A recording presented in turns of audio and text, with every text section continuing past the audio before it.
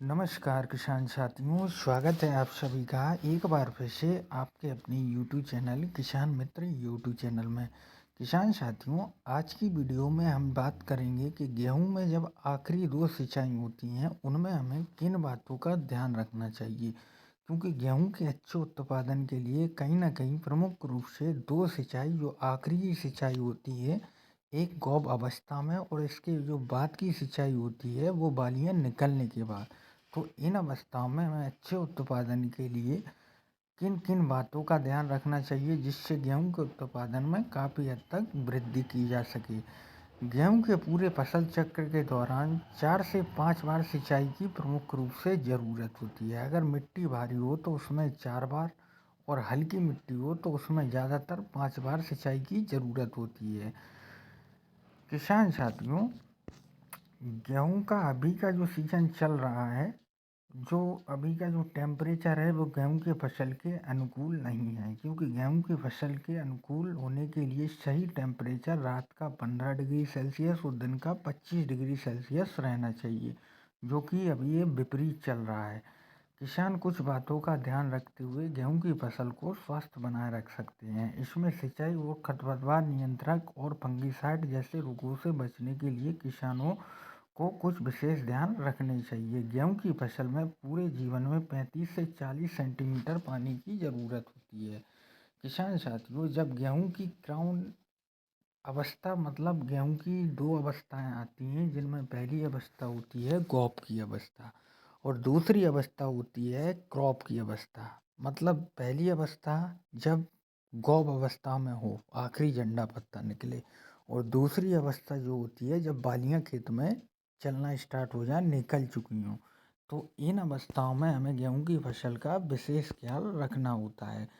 अगर पहली सिंचाई की बात करें तो 20 से 25 दिन के बीच में होती है, और दूसरी सिंचाई 40 से 45 दिन, और तीसरी और चौथी सिंचाई 70 से 95 दिन के बीच में होती है, और जो आखिरी सिंचाई होती है पांचवी सिंचाई वो 110 से 120 दिन के बीच में होती है। किसान साथियों, अगर गेहूं की फसल से देर से आपने बुवाई की है तो आपको पहली सिंचाई 18 से 20 दिन में ही करनी चाहिए।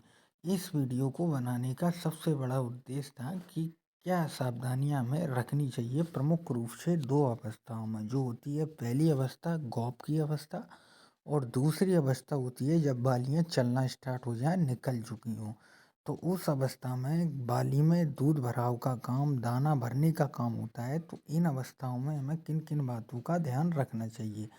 किसान साथियों, सबसे पहली बात नोट करने वाली ये है कि उस समय हमें नाइट्रोजन का उपयोग ना के बराबर करना है। इस बात का विशेष ध्यान रखना है, क्योंकि ज़रूरत से ज़्यादा नाइट्रोजन यूरिया खेत में डालना रोगों को निमंत्रण देने के बराबर होता है। ज़रूरत से ज़्यादा रिक्वायरमेंट, जब पौधे को यूरिया की रिक्वायरमेंट उस अवस्था में कम रहती है और आप फिर भी उसमें यूरिया का उपयोग करते हैं, तो इससे सबसे बड़ा नुकसान क्या होता है कि फंगिसाइड, पीला रतुआ जैसे रोग आदि आने की संभावना हो जाती है। तो पहली सावधानी हमें रखनी है कि यूरिया का बिल्कुल ना के बराबर उपयोग करें, अन्यथा आप इसका उपयोग ना ही करें। और जब आपकी गेहूं की फसल गौप की अवस्था में हो तो किसी भी फंगिसाइड स्प्रे को आप ज़रूर करें। ये किसी भी बायर कंपनी का नाटिवो ले सकते हो, या फिर इम्पैक्ट एक्स्ट्रा ले सकते हो। किसी भी कंपनी का लेकर के गौब अवस्था में या बालियाँ चलना स्टार्ट हो जाएं, उस अवस्था में आप फंगिसाइड का स्प्रे ज़रूर करें। और किसान साथियों, जो आखिरी तीसरी सावधानी है वो यह है कि आपको जब आपके गेहूँ गौप की अवस्था में हो तो उस समय आपको फास्फोरस की आवश्यकता होती है, जो NPK 05234 से मिलता है 50%। और जब बालियाँ निकल आएँ तो दाना भराव के लिए, दाने में चमक के लिए, दाना ठीक से बढ़े, एक समान बालियाँ हों, तो उसके लिए आपको पोटास की आवश्यकता होती है।